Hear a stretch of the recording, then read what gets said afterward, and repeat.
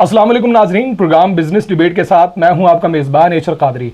नाजरीन, आज हम बात करने जा रहे हैं हफीज़ सेंटर के ताजरों के मसाइल के हवाले से। आज हमारे साथ मौजूद होंगे हफीज़ सेंटर के हकीकी अपोजिशन ग्रुप के लीडर मियां अतीकुर रहमान साहब। उनसे इन तमाम मामलात पर तफसीली बात करेंगे, लेकिन एक ब्रेक के बाद हमारे साथ रहिएगा।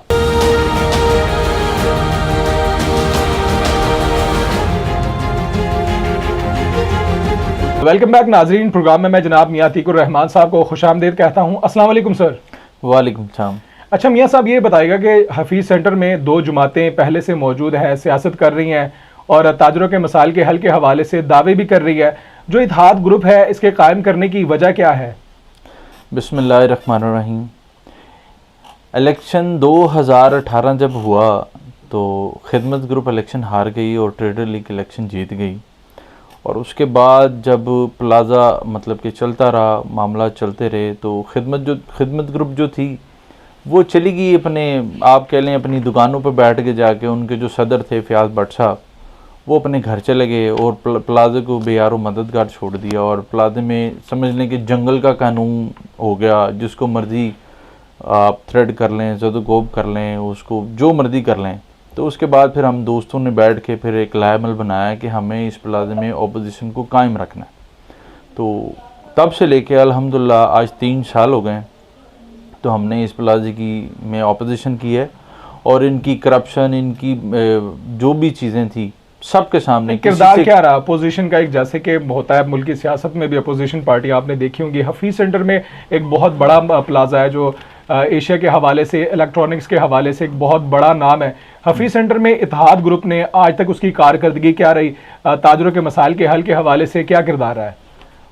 कारकर्दगी ये है कि पूरा हफीज़ सेंटर जानता है कि हम 3 साल इस प्लाज़े में ऑपोजिशन का किरदार अदा करते आए हैं, और इंशाल्लाह आगे भी किरदार अदा करते रहेंगे, और ये चीज़ें किसी से ढकी छुपी नहीं हैं। कोई मसाइल के हल के हवाले से आवाज़ आपने बुलंद की, कोई मसाइल हल करवाए जो मौजूदा क़यादत है, बरसरे इक़्तिदार जो ग्रुप है उसको? बहुत दफ़ा सुप्रीम काउंसिल को हमने कई दफ़ा एप्लीकेशंस, कई चीज़ें हैं जो हमने अपनी मनवाई हैं, कई मामलात हैं जो इंशाल्लाह आगे वक्तन फ़वक्तन हम अपने ताजरों को बताते रहेंगे, दिखाते रहेंगे। अच्छा अतीक साहब, आप जो खदशात का इजहार कर रहे हैं, आपका कहना यह है कि जो 207 दुकानें हफीज़ सेंटर में आतिशज़दगी हुई, उसके बाद जो 207 दुकानें जली, उन पर भी आप खदशात का इजहार कर रहे हैं। आपके खदशात इस हवाले से क्या है? मेरे खदशात आज से 4 महीने पहले भी वही थे, आज भी वही हैं। क्योंकि जब 18 अक्टूबर 2020 को प्लाज़े में आग लगी, प्लाज़ा तब भी मतलब कि अपनी उसी जगह पे था जहां पर आज खड़ा हुआ है। 4 महीने में कोई काम नहीं हुआ, और प्लाज़ा खुलाने में भी अल्हम्दुलिल्लाह हमने अपना किरदार अदा किया। मेरे भाई हैं बड़े फजल अहमद साहब, जिन्होंने अल्हम्दुलिल्लाह इस प्लाज़े को खुलवाया। और मैं मतलब कि बरसरे इक़्तिदार ग्रुप ने जो किरदार खुलवाने में किरदार अदा नहीं किया, आप कह रहे हैं कि आपने किरदार अदा किया? जी अल्हम्दुलिल्लाह, ये बात तो अपने मुंह से भी कहते हैं कि जी इन्होंने मतलब कि प्लाज़ा खुलवाने में हमारी बड़ी एफर्ट है, इन्होंने हमारा साथ दिया, और ये सारी चीज़ें। बरसरे इक़्तिदार ग्रुप जो है वो कहता है कि इत्तेहाद ग्रुप ने हफीज़ सेंटर को दोबारा बहाल करवाने में किरदार अदा किया। जी जी बिल्कुल अल्हम्दुलिल्लाह, मैंने आपको बताया मेरे भाई हैं, ये पूरा प्लाज़ा जानता है कि उन्होंने इस प्लाज़े को खुलवाने में बहुत एफर्ट किया। और आपने कहा कि ये प्लाज़ा इस टाइम कहाँ खड़ा है, प्लाज़े में मामलात क्या हैं, 207 दुकानें। सबसे बड़ी प्रॉब्लम मलिक कलीम है कि जो चाहता ही नहीं है कि ये दुकानें खुलें, ये लोग अपने कारोबार पर बैठे हैं। सबसे बड़ी मलिक प्रॉब्लम कलीम साहब जो सदर है इस वक्त, वो कहते हैं कि जो 1.5 माह की कलील मुद्दत में उन्होंने प्लाज़ा खुलवाया, दिन रात काम किया, उनके ताजरों के मसाइल को हल करवाया, उनको दुकानों में एडजस्ट करवाया। जैसे कि इंटरव्यू हमने कर चुके हुए उनसे, उन्होंने तमाम बातें कही हैं कि प्लाज़ा खुलवाने में बुनियादी किरदार उनका है।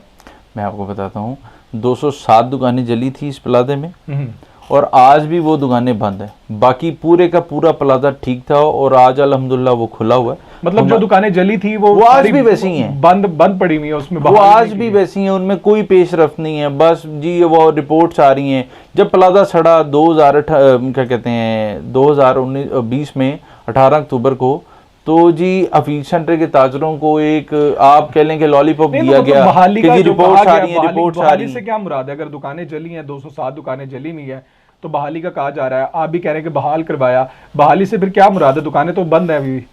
कोई बहाल नहीं हुई, कोई दुकान बहाल नहीं हुई। जब इसके ऊपर हम ऑपोजिशन आवाज़ उठाते हैं तो 2-4 दिनों के लिए काम होता है। पिछले दिनों एजीएम से पहले हमने इसके ऊपर जब आवाज़ उठाई थी तो एजीएम से पहले इन्होंने 2 दिन पहले को 5-10 मजदूर लगा के काम शुरू करा दिया और आज फिर वो काम बंद है। तो मैंने आपको बताया सबसे बड़ी रुकावट मलिक कलीम साहब खुद हैं। मतलब रुकावट किस वजह से, किस वो पैराए में आप बात इसके कर रहे ऊपर हैं सियासत करना चाहते हैं, लोगों को खरीदना चाहते हैं, क्योंकि इलेक्शन सर पर है। उनको यही है कि मैं लोगों को खरीद कर, लोगों को मतलब कि ये सारी चीज़ें करके मैं लोगों को खरीद सकूं किसी भी तरह से, मतलब कि लोगों को प्रेशराइज कर सकूं कि मैं आऊँगा और मैं दुकानें खुलवाऊँगा। और वैसे भी मैं आपको बताऊँ, आप इलेक्शन आने वाला प्लाजे में, इलेक्शन इस प्लाजे का 207 दुकानों का हल नहीं है। सियासी जमातें तो शोर मचा कर अपना इलेक्शन करा लेंगी, 207 दुकानदार कहाँ जाएंगे? वो तो वहीं खड़े हैं। इलेक्शन के बाद जली हैं, जी, मतलब इलेक्शन के बाद अगर मलिक कलीम साहब फिर आ जाते हैं, मलिक साहब तो आगे अपने एजेंडे में कामयाब हो गए, लेकिन 207 दुकानें तो वैसे ही हैं, वो तो नहीं बनी। कल को अगर मलिक साहब नहीं फयाज भट्ट साहब आ जाते हैं तो फयाज भट्ट साहब आ जाएंगे तो 207 दुकानें तो वही हैं। मलिक कलीम साहब ने फयाज भट्ट साहब का साथ नहीं देना। और अगर कल को अल्लाह ताला की ज़ात हमें इज्जत दे देती है तो इन दोनों ने हमारा साथ नहीं देना। ये मेरी पर्सनल ओपिनियन है, मेरे ग्रुप की नहीं, ये मेरी पर्सनल ओपिनियन है कि अगर हम इस प्लाजे में बेहतरी चाहते हैं तो सबसे पहले इस प्लाजे में 207 दुकानें बने, भले इलेक्शन 2 महीने 3 महीने 4 महीने डिले हो जाए, सही, पहले दुकानें बने उसके बाद इलेक्शन हो। ये इस प्लाजे का हल है कि सबसे पहले 207 दुकानें बने। मतलब ये अपोजिशन, बतौर आप लीडर है अपोजिशन को आप लीड कर रहे हैं जी बिल्कुल। आपका ये मुतालबा है, ये मुतालबा आप कर रहे हैं बसर इक़्तिदार ग्रुप से और हफीज सेंटर के ताजरों से कि इलेक्शन उस वक्त करवाया जाए जब ये 207 दुकानें जो बहाल हो जाए। देखिए जी, 28 फरवरी को मलिक साहब का टाइम पूरा हो रहा है। मलिक साहब 28 फरवरी को यूनियन ख़त्म करें, ऊपर इलेक्शन कमीशन या केयर टेकर आ जाएं, उनके साथ मिलकर खिदमत ग्रुप, इत्तेहाद ग्रुप या ट्रेडर लीग कोई भी जमातें हैं, मुशावरत में शामिल किया जाता है, आप साथ मिलकर उनको सपोर्ट करें। सबसे पहले 207 दुकानें बने, जब बन जाए उससे अगले महीने इलेक्शन अनाउंस कर दें। देखें, अब रोला डाल के, शोर डाल के सियासी जमातों ने अपना इलेक्शन करा लिया, वो अपने एजेंडे में कामयाब हो गए। जो बेचारा छोटा ताजर है, बेचारा, मैं अब उसे क्या कहूँ, मेरे पे अल्फाज नहीं है, तो वो तो वहीं खड़े हैं ना। इलेक्शन इस प्लाजे का हल नहीं है, इस प्लाजे का एक ही हल है, 207 दुकानें पहले बने, उसके बाद इलेक्शन अनाउंस हो। अच्छा, और इलेक्शन में आपकी वसासत से अपने फीस सेंटर के और तमाम दोस्तों को ये पैगाम देना चाहता हूँ, इंशाल्लाह इस मरतबा इलेक्शन तब होगा जब इस फीस सेंटर का आइन बनेगा, बाय लॉज बनेंगे, है ही नहीं, बाय लॉज ही नहीं है इस फीस सेंटर के। अच्छा, आपने मियां तकीर रहमान साहब, आप खदशात का इजहार कर रहे हैं कि जो हफीज सेंटर में आग लगी उसकी आग की वजूहात पर भी आप एतराज़ात कर रहे हैं, आपको खदशात है। इसके अलावा आप सीसीटीवी कैमरास का भी जिक्र कर रहे हैं कि सीसीटीवी कैमरास के होने के बावजूद जो आग किस तरह लगी उसके जो आइडेंटिफाई नहीं किया गया मामलात को, आलात जो आग बुझाने वाले आलात हैं उनके हवाले से भी आप खदशात का इजहार कर रहे हैं। क्या खदशात है आपके? सबसे पहले तो हम ये चाहते हैं कि हमारा नुकसान कैसे हुआ, हमारा ये जो करोड़ों अरबों रुपए जला कैसे, हमें बताया जाए। ये किस तरह जला, किसकी गफलत थी, यूनियन मतलब की अभी थी, तक बताया नहीं गया, कोई चीज ना सामने बताया नहीं आई, गया। क्या जो सीसीटीवी कैमरे हैं उनकी फुटेज नहीं दिखाई गई, किसी को पता ही नहीं है कि उसकी दुकान किस तरह सड़ गई। 4 महीने हो गए हैं, लोग बिलक रहे हैं कि यार हमें बता दो, हमें दिखा दो। बतौर अपोजिशन आपने क्या किरदार अदा किया कि फैक्ट सामने आने चाहिए। हमने जब करोड़ों का नुकसान हुआ, बेरोजगार दुकानदार हो गए, उनकी सिस्कियां आहें तो सबने सुनी है, तो बतौर अपोजिशन आपने क्या किरदार अदा किया तमाम चीज़ों को सामने, मामलात को लाने के लिए? बतौर अपोजिशन जब प्लाजे में आग लगी उससे अगले दिन मैं फयाज भट्ट साहब, मलिक कलीम साहब, हम तीनों ने हलफ दिया कि जब तक ये प्लाजा खुल नहीं जाता सही, तो हम इस प्लाजे में सियासत नहीं करेंगे। मैं अपने अल्लाह को गवाह बनाकर कहता हूँ कि जब तक मेरा प्लाजा खुल नहीं गया, ऊपर वाले लोग बैठ नहीं गए, मैंने कोई ऑफिशियल बयान नहीं दिया। मैं अपने वादे पे कायम था, इवन कि मैं अपने इस हलफ से बाहर आ गया था क्योंकि मलिक साहब सियासत से बाज नहीं आ रहे थे। कई दफ़ा उनको समझाया लेकिन वो उन चीज़ों से बाज नहीं आ रहे थे। अच्छा, अभी फिर भी सीसीटीवी कैमराज, आग बुझाने वाले जो आलात हैं और दीगर जो खदशात हैं, वो खदशात का हल क्या निकाला आपने? बात की जो बरसर इक़्तिदार ग्रुप है उससे या ताजरों से बात की है, क्या मामलात है, फैक्ट्स क्या है इसके आग लगने के? इस पे मतलब कि मिल बैठ के एक कमेटी बनाई उस कमेटी को ये कहा गया कि तमाम तहकीकाती ग्रुप्स ने बनाई कि आपके जो अपोजिशन जिसमें चूंकि आप मैं आपको बताता हूँ, जिसमें प्लाजे के न्यूट्रल लोग भी हैं, जिसमें ऑपोजिशन जमात जो है, जो खिदमत ग्रुप है उसके लोग भी हैं, यूनियन के लोग भी हैं। जब हमारा नाम आया तो इन्होंने हमें कह दिया जी कि आप ऑपोजिशन नहीं है इसलिए हम आपका नाम मतलब कि कोई बंदा नहीं ले सकते। हमने उसके ऊपर भी आर्ग्यू नहीं किया कि बस ठीक है तहकीकाती कमेटी बनाएं, मतलब और जो opposition रिपोर्ट तस्लीम नहीं सामने किया गया आपको? नहीं किया गया। ये लोग जानते हैं कि हमने ऑपोजिशन की है ये नहीं की, आप कह रहे हैं इसका 3 साल फैसला से लोग एग्जिस्ट कर कर रहे हैं, या 3 साल आपको इतना अरसा हो चुका हुआ, आप ताजरों के हवाले से काम भी कर रहे हैं, तो आपको तस्लीम नहीं किया गया मतलब? जी जी जी जी, वो देखें ये इसका फैसला लोगों ने करना है। इनके कहने या ना कहने से कोई फर्क नहीं पड़ता हम ऑपोजिशन है या नहीं है, ऑपोजिशन का किरदार हमने अदा किया है या नहीं किया, इसका फैसला लोग खुद ही कर लेंगे, ताजर कर लेंगे। मुझे इनसे कोई मतलब नहीं है। कहने का मतलब ये है कि जो तहकीकाती कमेटी बनी है उसको भी बने को तकरीबन आज 2-2.5-3 महीने हो गए, उसकी तरफ से भी कोई रिपोर्ट नहीं आ रही, क्योंकि ये सब चट्टे बट्टे सब लोग मिले मिलाए। इन्होंने आज तक वीडियो तो दिखाई नहीं, क्या तहकीकाती कुछ नहीं दिखाया, तहकीकाती कमेटी की तरफ से कोई रिपोर्ट आज तक शाया ही नहीं सेंटर हुई। में सीसीटीवी कैमरास लगे हुए हैं? जी बिल्कुल लगे हुए, तकरीब में हर फ्लोर पर कम से कम बहुत ज्यादा कैमरे लगे हुए। तो आपने मुतालबा हफीज किया सेंटर कि का हफीज कोई सेंटर का ऐसा जो कोई आग ऐसी बुझाने- जगह नहीं है। आग लगने की वजूहात क्या थी, या हुकूमत को पेश की होगी, या चूंकि इंतजामिया भी मौजूद थी, डीसी साहब भी मौजूद थे, और हुकूमत ने भी ये तमाम मामला को खुद ही टेकअप किया हुआ था, तो आप लोगों को या हुकूमत के मुतालबे पर वो जो फैक्ट्स थे वो पेश नहीं किए गए? लेकिन आज तक मैंने आपको बताया कोई चीज़ क्लियर हुई नहीं, और जब हम कोई बात करने लगते थे तो हमें कह दिया जाता था कि गवर्नमेंट के आगे ना खड़े हों, हमारे साथ ऐसा हो जाएगा। गवर्नमेंट की तरफ से एक पैकेज अनाउंस किया गया था, वो भी जस्ट एक लॉलीपॉप था और कुछ भी नहीं। किसी एक बंदे को 1000 रुपये नहीं मिले, लोगों का अरबों रुपया जल गया, कुछ भी नहीं। अच्छा, ये मियां अतीक साहब बतौर अपोजिशन लीडर आप इत्तेहाद ग्रुप को चेयर कर रहे हैं, लीड कर रहे हैं, सदर भी इत्तेहाद ग्रुप के। हफीज सेंटर की जो मौजूदा क़यादत है, बरसर इक़्तिदार ग्रुप है, उसकी AGM हुई, उसके ऊपर भी आपके खदशात हैं, वो खदशात क्या हैं? वो AGM बस वो आप कह लें कि लोगों को सिर्फ दिखाया गया कि जी हम AGM कर रहे हैं। AGM का मकसद होता है एनुअल जनरल मीटिंग। और मैं आपको सबसे पहले एक दावा चीज़ और ये बता- किया, देखें जो सदर हैं मलिक कलीम साहब, उनकी तरफ से दावा ये किया जा रहा है कि किसी भी प्लाजे की पहली दफ़ा तारीख में AGM हुई है, वो बहुत बड़ा इकदाम, इसको तस्लीम करते हैं। मैं आपको बताता हूँ वो हुई किस तरह। जब हमने ऑपोजिशन स्टार्ट की, जब इनको 1 साल हो गया यूनियन को संभाले हुए, तो हमने इनसे मुतालबा किया कि जी AGM कराएं।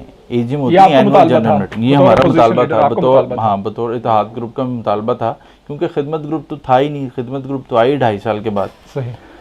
तो हमने इनसे मुतालबा किया कि 1 साल मुकम्मल हो गया है तो आप इस प्लाजे में AGM कराएं। AGM का मकसद ये होता है कि आपने जो कारकर्दगियाँ की हैं, जो काम किए हैं, वो आप लोगों के सामने रखें, और ताजरों के दिल में जो सवाल है वो आपसे सवाल करें, आप उनके जवाब दें, और जो हिसाब है 1 साल का ऑडिट कराएं, वो लोगों के सामने रखें।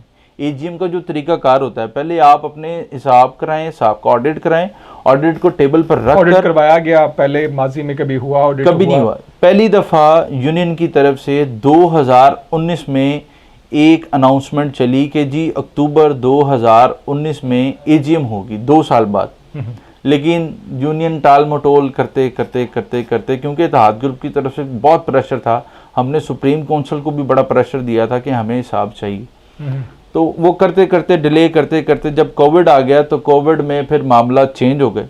तो उसके बाद जब ये खुला, प्लाजा खुला, उसके बाद मामला चेंज हो गए, लोग काफ़ी ज़्यादा डिस्टर्ब हो गए। फिर हमने इनसे मुतालबा किया कि आपके पास जो यूनियन फंड पड़ा है उसमें से आप लोगों को पैसे दें, लेकिन खैर इन्होंने कुछ नहीं दिया। उसके बाद करते करते ये प्लाजे में आग लग गई।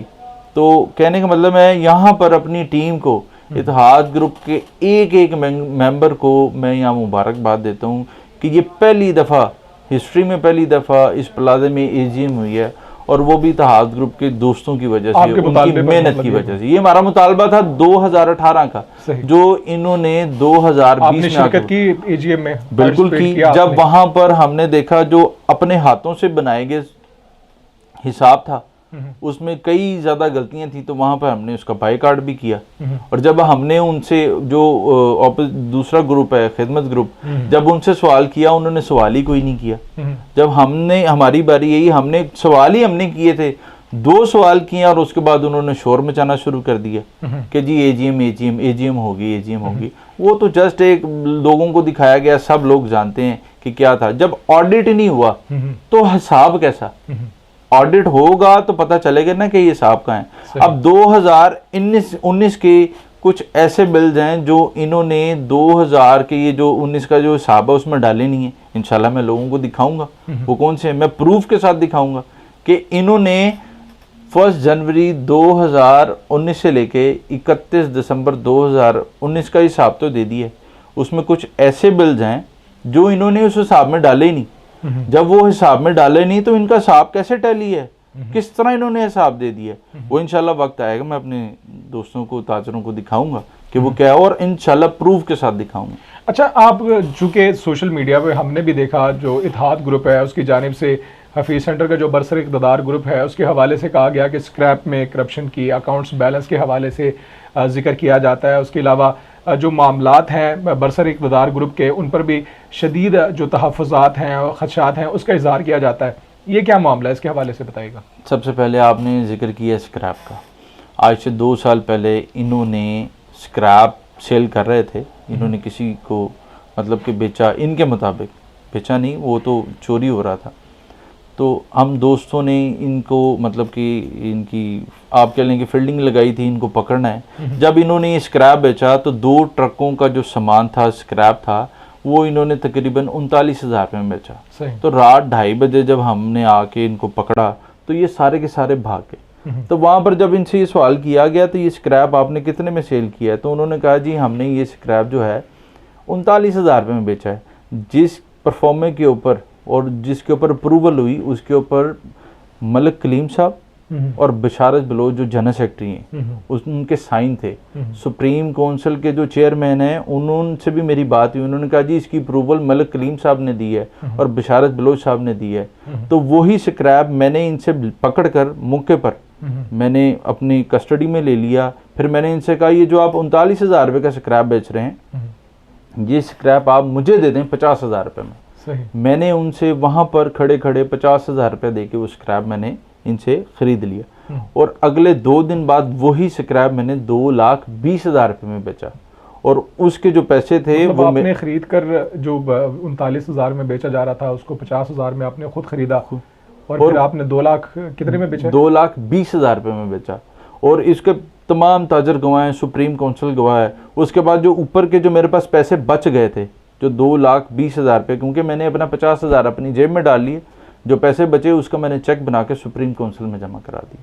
उसका पूरी डिटेल जो कुछ भी है, हफीज़ सेंटर के ताजरों को तमाम मामलात का वो इससे आगाह है, इस मामले से आगाह है। जी बिल्कुल, सबको पता है। और उसके बाद जब कोविड आया, वो जो 1,70,000 रुपये हमारे पास पड़े हुए थे वो हमने हफीज़ सेंटर के जो काम करने वाला स्टाफ होता है उनको जैज़ कैश के थ्रू वो हमने उनको पेमेंट ट्रांसफर की। क्या किसी को 500 रुपये, किसी को हेल्प की कोविड के दौरान? जो भी कुछ भी नहीं किया। और वो जो हमने जैज़ कैश के थ्रू या इजी पैसा के थ्रू वो जो लोगों को पैसे हमने सेंड किए थे उनके रिकॉर्ड्स आज भी हमारे पास मौजूद हैं। और इंशाल्लाह जैसे ही इलेक्शन कमीशन अपॉइंट होगा हम वो सारे के सारे सबूत इलेक्शन कमीशन को।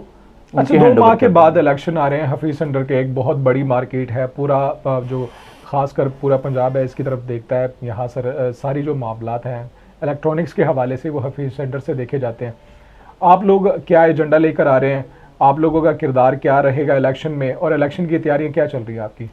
देखें, मैंने आपको पहले भी बताया, अगर आप मेरे दिल की बात पूछें, ये मेरा पर्सनल मतलब कि मेरी ज़ाती राय है, इस प्लाजे में अभी इलेक्शन नहीं होने चाहिए जब तक 207 दुकानें ना इस हवाले से कोई किरदार अदा किया आपने, बात की आपने, तमाम ग्रुप्स को इकट्ठा किया? चूंकि आप सदर हैं, आपकी बात सुनी भी जानी चाहिए, अपोजिशन का किरदार अदा जी कई दफ़ा हमारी मीटिंग्स हुई हैं इस हवाले से, लेकिन जस्ट वो मीटिंग्स ही होती हैं, उसके अलावा उसके ऊपर कोई अमल दरामद नहीं किया जाता। 2 चीज़ें इस प्लाजे में इस टाइम बहुत ज़रूरी है, क्योंकि हम ये सब जानते हैं कि ये प्लाजा इस टाइम कम से कम 1 से 1.5 अरब रुपया माइनस में है।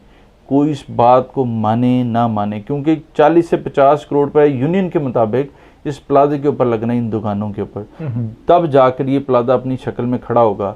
और तकरीबन 1 अरब रुपए का नुकसान लोगों का हुआ है। मतलब कहने का ये है कि 1.5 अरब रुपया इस टाइम ये प्लाजा माइनस में है।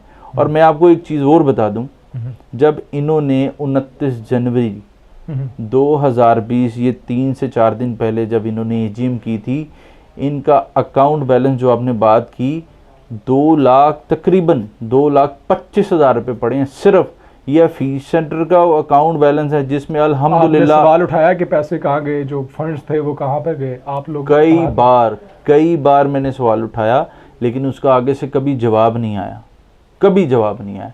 मैंने आज से 8 महीने पहले फरवरी में इन्हीं के जो दोस्त हैं, जो इन्हीं के साथ उन्होंने इनको सपोर्ट किया था, मैंने उनसे बात की कि जी इस टाइम हफीज सेंटर के यूनियन अकाउंट में 15 जनवरी 2020 जब कोविड नहीं था, क्योंकि कोविड तो मार्च में आया था, मैंने मतलब कि इन्हीं के दोस्त हैं जो ऊपर इनके स्टाफ मेंबर हैं, इनसे पूछा। एक से मैंने जब उसकी अकाउंट बैलेंस शीट चेक की, उनकी स्टेटमेंट चेक की, तो उसमें आज मैं बता रहा हूँ कि मैंने किससे देखा, इनको अब हामी है कि मुझे बैलेंस किस तरह पता लग गया। इन्हीं के चूहे हैं, इन्हीं के लोग हैं जो इन्हीं की करतूतें मुझे बताते हैं। इन्हीं के सिस्टम से बाहर रह के अल्हम्दुलिल्लाह मैं इनके सिस्टम के अंदर हूँ। तो जब इंसान मतलब तस्लीम नहीं किया जा रहा आपको, जब देखें, जब अल्लाह ताला किरदार चूंकि होना चाहिए हर मार्केट में, जो इक़्तिदार एक हुस्न होता है कि अपोजिशन होनी चाहिए, नहीं माना जा रहा। क्यों तस्लीम नहीं किया जा रहा? क्योंकि हम इनकी कोई बात मानते ही नहीं है, गलत बात को तो हम इनकी तस्लीम करते ही नहीं। देखें, जब आप नेक नियति से चलते हैं ना, तो अल्लाह ताला की ज़ात भी आपके लिए आसानियाँ फरमाती है। तो इन्हीं के बंदे हैं। एक्चुअल कंडीशन क्या है अभी इत्तेहाद ग्रुप की, हफीज सेंटर की अगर बात की जाए तो एक्चुअल कंडीशन क्या, आपकी ग्राउंड रियलिटीज़ क्या है? आपकी तस्लीम किया जा रहा है? ताजर जो है वो आपको वेलकम कर रहे हैं? ताजर अल्हम्दुलिल्लाह वेलकम करते हैं। इनके मानने या मानने से तो फ़र्क ही नहीं पड़ता, हम ऑपोजिशन है कि नहीं है। मतलब है ये पूरा देखें, मैं आपको एक चीज़ बताऊँ, आज से 3 साल पहले जब मैं निकला था, ये मेरा मजाक उड़ाते थे कि कल्ला है की करेगा, कल्ला है।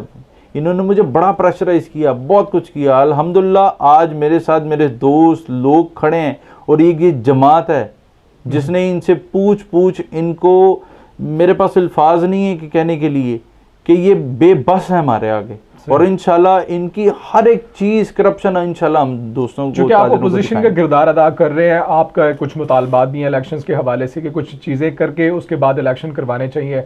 अगर वो मुतालबात आपके पूरे हो जाते हैं, उसके बाद अगर इलेक्शन पे जाते हैं, तो कोई इस दफ़ा इलेक्शन में कोई बड़ा ब्रेक थ्रू या कोई चेंज नज़र आएगा? इंशाल्लाह ज़रूर नज़र आएगा। हफीज सेंटर के लोग चेंज चाहते हैं, और इंशाल्लाह हम भी चेंज चाहते हैं। वी वांट चेंज, कि हमें चेंज चाहिए। प्रैक्टिस की आपने, इलेक्शन की प्रैक्टिस पूरी आपकी? जी अल्हम्दुलिल्लाह। आप देखें ग्रुप की आपकी पूरी कारकर्दगी, जो ताजरों के हवाले से मंशूर वगैरह, ये तमाम चीज़ें जो आपने ये मतलब वर्किंग कर ली हुई आप? बिल्कुल अल्हम्दुलिल्लाह। मैंने आपसे कहा टाइम आने दें, इंशाल्लाह ताजर फैसला सुनाएंगे कि ताजरों को क्या करना है और क्या नहीं करना।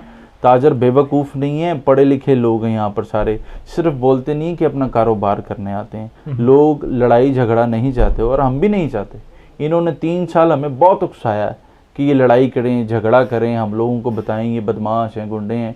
इन्होंने हर हरबा इस्तेमाल किया है, लेकिन अल्हम्दुलिल्लाह हमने कोई आईनी तरीका छोड़ा ही नहीं, कुछ भी नहीं छोड़ा। इनको जो भी मार मारी है अल्हम्दुलिल्लाह पेपर की मार मारी है। और इंशाल्लाह जो तरीका कार है, सुप्रीम कौंसिल को फर्स्ट टाइम हमने इन 3 सालों में ज़िंदा रखा है। सुप्रीम कौंसिल का भी किरदार कोई इतना अच्छा नहीं था, लेकिन फिर भी हमारी मजबूरी थी कि उनको ज़िंदा रखना है, किसी तरह भी रखना है। और इंशाल्लाह अब नया जो इलेक्शन कमीशन बनेगा, तो उससे हमारे मुतालबात होंगे कि हफीज सेंटर का इलेक्शन तब होगा जब इस प्लाजे के बाय लॉज बनेंगे, इस प्लाजे का कानून बनेगा। देखें जी, कोई भी जीत के आ जाए, अल्लाह जिसको मर्जी इज्जत दे। मैं अल्लाह से दुआ करता हूँ जो इस प्लाजे के लिए बेहतर है, अल्लाह पाक उसको इज्जत दे। लेकिन जब इस हफीज सेंटर का बाय लॉज बने होंगे, इस हफीज सेंटर का कानून बना होगा, कोई पूछने वाला होगा, सुप्रीम कौंसिल जब पावर में होगी, तो ये करप्शन करते हुए, को बेईमानी करते हुए, लोगों को थ्रेट करते हुए 1000 बार सोचेंगे कि अब जवाब देना पड़ेगा। अब तो इनसे कुछ भी पूछ लो, ये जवाब ही नहीं देते, जवाब ही नहीं देते।